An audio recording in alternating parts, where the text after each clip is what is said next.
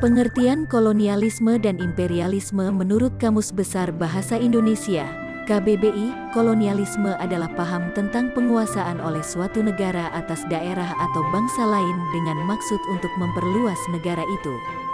Menurut KBBI, imperialisme adalah sistem politik yang bertujuan menjajah negara lain untuk mendapatkan kekuasaan dan keuntungan yang lebih besar.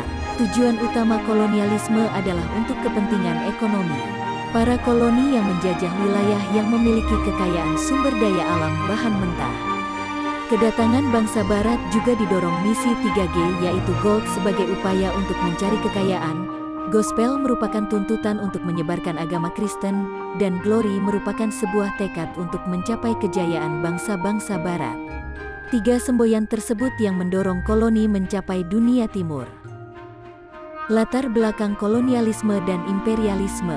Dikutip dari situs resmi Kementerian Pendidikan dan Kebudayaan RI, latar belakang bangsa Eropa datang ke wilayah Nusantara adalah jatuhnya Konstantinopel di kawasan Laut Tengah ke kekuasaan Turki Utsmani, 1453 m, ekonomi dan perdagangan Eropa merosot adanya berbagai penemuan di bidang teknologi khususnya pelayaran sehingga muncul penjelajahan samudera untuk mencari sumber daya di dunia baru semangat melanjutkan Perang Salib.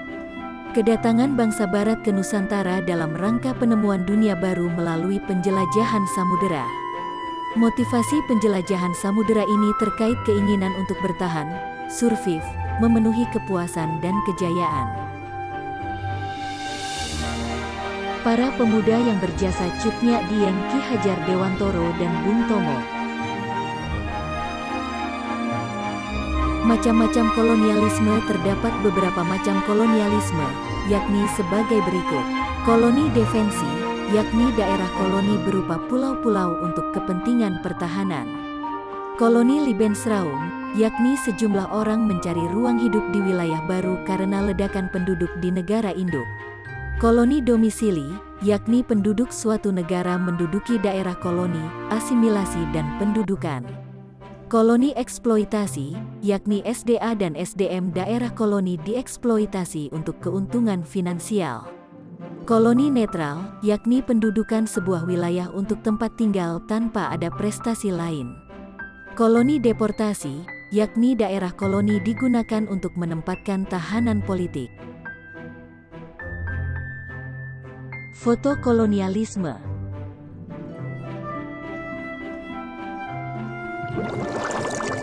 Masa kolonialisme yang terjadi cukup lama di Indonesia menimbulkan banyak dampak yang dirasakan masyarakat Indonesia yang meliputi dampak negatif dan positif. Di antaranya, 1. Munculnya perlawanan rakyat Indonesia atas kebijakan pemerintah kolonial yang dinilai memberatkan dan cenderung tidak adil. Kompetensi adalah keterampilan, ini definisi, manfaat, dan jenis-jenis. Terjadi monopoli perdagangan oleh para penjajah terhadap rakyat Indonesia.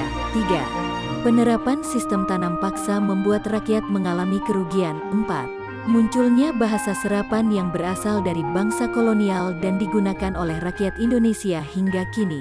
5. Rakyat Indonesia termotivasi untuk mencapai kemerdekaan setelah mendapatkan wawasan dan terbuka terhadap perkembangan dunia luar.